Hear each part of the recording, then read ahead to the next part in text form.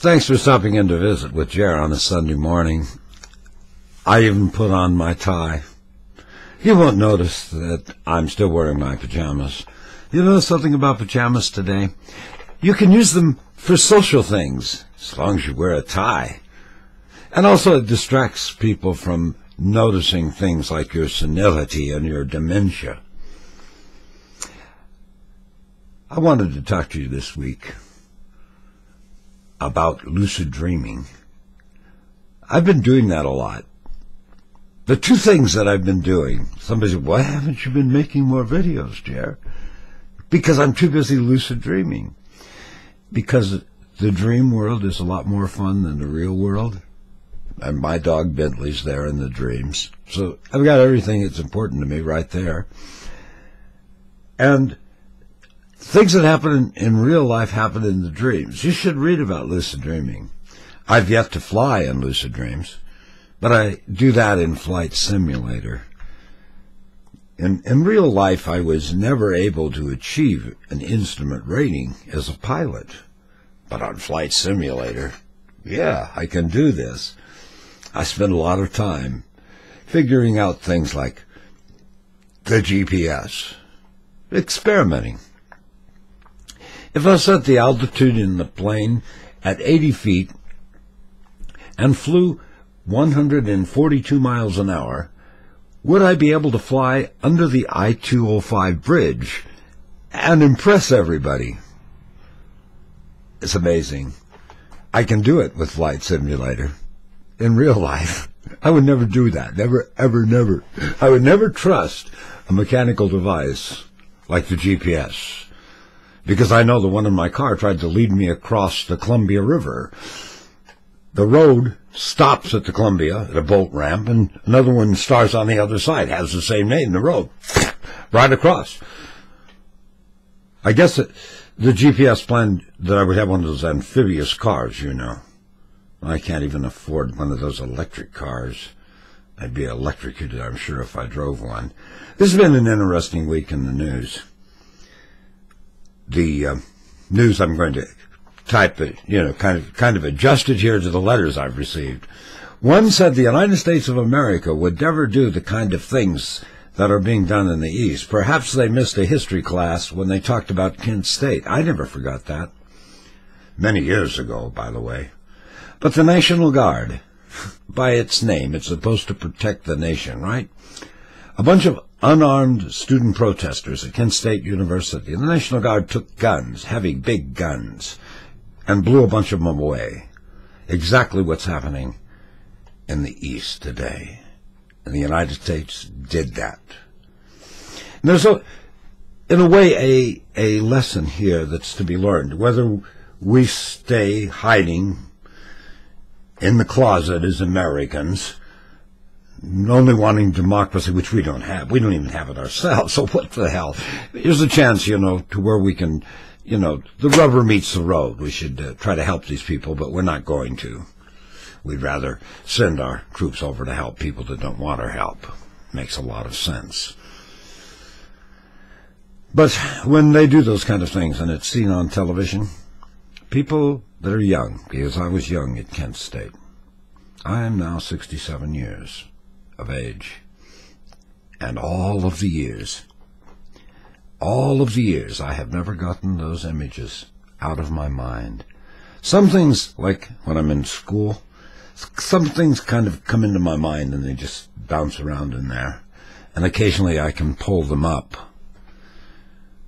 if I have to in a class or something. But things like Kent State, those don't bounce around like the other ideas.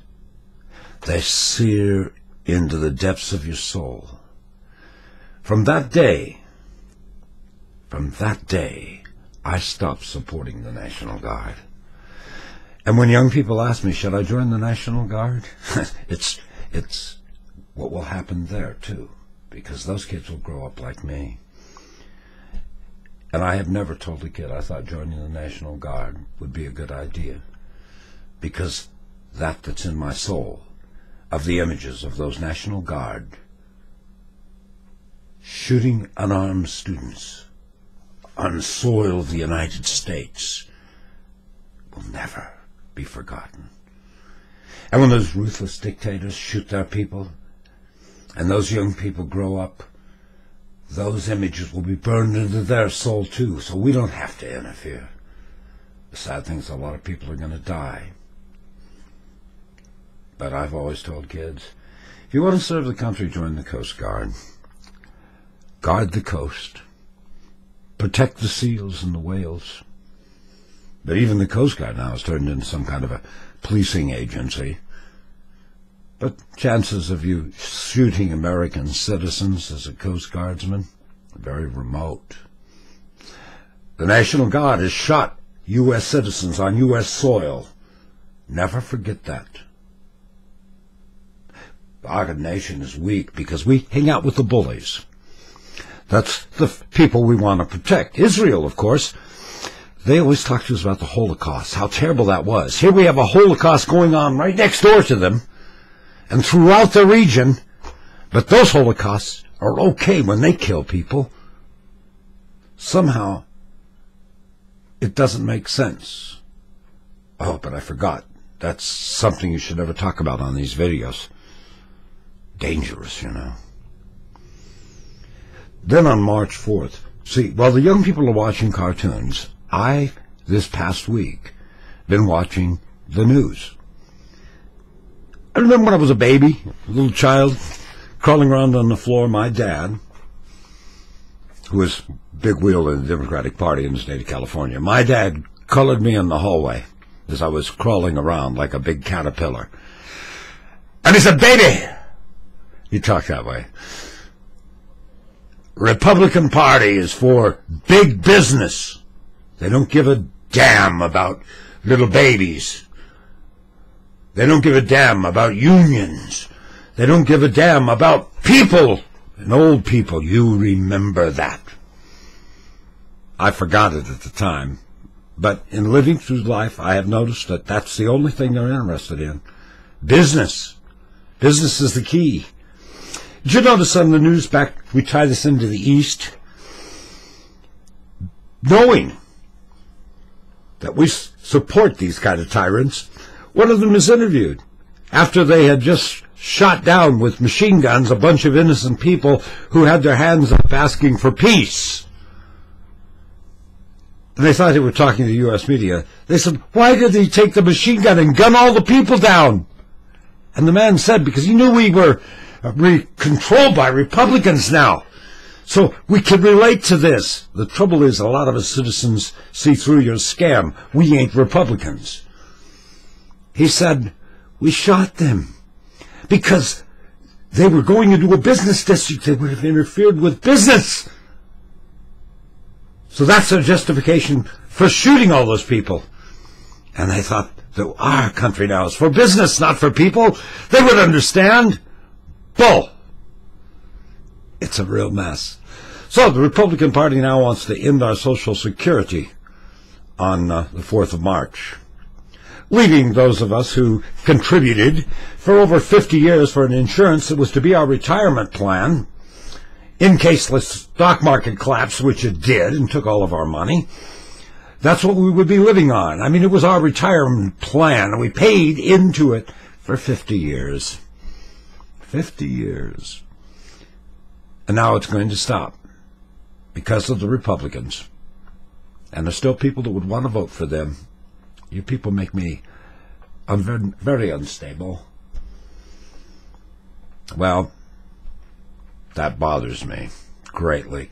Because, see, I have a problem with budgeting when I have zero income, and over $1,000 a month in bills. I don't know. I don't know about you people. I wonder if the government stops and I don't get any Social Security as of March 4th. There's always a good thing. Maybe my young friends will not have to have Social Security deducted from their paychecks, but somehow I think they will. And if the government stops, then when April 15th comes, I don't have to worry about paying my taxes. But if the government stops, I bet you that I still have to pay my taxes. And I bet you the kid would still have money deducted every month for a program that doesn't even exist, if you will excuse me.